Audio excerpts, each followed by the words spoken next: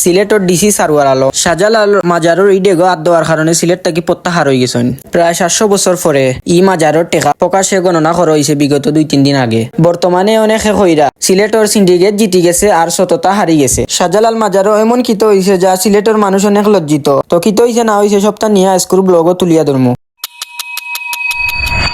Hello guys, আসসালামু আলাইকুম। আশা করি সব ভালো আছেন। তো আজকে আপনারা দেখা আলমগীর ভাইয়ের ব্লগ। এখন আমি আছি বর্তমানে সিলেটের 4টা পয়েন্ট। তো এখান থেকে যাইমু আস্তে আস্তে শাহজালাল মাজারও। আর শাহজালাল মাজারও যাইতে সময় এখানে দেখা যায় নূরজাহান। আর নূরজাহানের একটু সামনে হাতের বামে দি ফাইলিবে আপনারা শাহজালাল মাজারের গেট। তো আস্তে আস্তে আমি সাইকেল লইও গেটে দি হামাইরাম। বর্তমানে টিকটকও কইন আর ফেসবুকও কইন একটা নিউজে দেখা যায় শাহজালাল মাজারের সিন্ডিকেট বন্ধ করতে গিয়া ডিসি সারওয়ার আলম প্রত্যাহার হয়ে গেছেন। শাহজালাল মাজারের যে 3টা ডেগ আছে এই 3টা ডেগ প্রায় প্রতিদিন লক্ষ লক্ষ টাকা উঠে। তবে এই টাকাগুলা কোন কোন জায়গায় ব্যয় করা হয় এটার হিসাব না পাইয়া গত 5 দিন আগে ডিসি সারওয়ার আলম এই ডেকগুলার মাঝে ইয়া তালা মারিয়া গেছেন। আর হইয়া গেছেন 15 দিন বাদে বাদে এই যে টাকাগুলা উঠে সবগুলা মানুষের সামনে আনপাবলিকের সামনে গণনা করা হইব, গনিয়া দেখো হইব কত টাকা উঠছে না উঠছে এবং সব টাকা মাজারের কাজে ব্যবহার করা হইব। এই ঘোষণা শোনার বাদেও সিলেট থেকে তান্ডে প্রত্যাহার করা হয়েছে। আবার অনেকে দেখছি সোশ্যাল মিডিয়াত খুব বেশি লেখালেখি করা, অনেকে কইরা এটা শাহজালাল মাজারের কেরামতি আবার শাহজালাল সাবর কেরামতি। এইরকম মন মানসিকতা নিয়ে যারা গুরুন তারার বিষয়ে আমি একটা কথা কইতাম চাইরাম।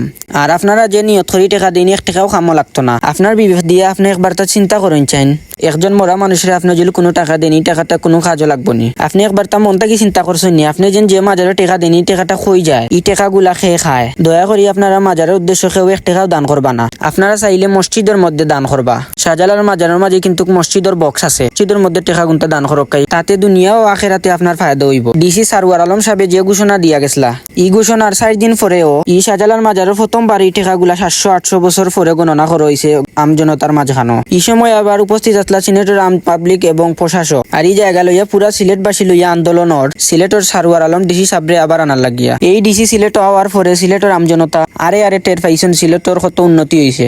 আর তার উদ্দেশ্য একটা বাঁচলো শাহজালাল মাজারের সিন্ডিকেট মুক্ত করতা। কিন্তু সব শেষে দেখা গেল সিলেটের সিন্ডিকেটটাও জয় হইল। যদি আমার কথাবার্তার মাঝে কোনো ভুল প্রান্তি তাকিয়া থাকে কমেন্টে হইয়া যাইবা। আমি যতটুকু খবর পাইছি যতটুকু খবর লইছি তা অনুযায়ী সবকিছু বুঝাইয়া দিয়া গেছি।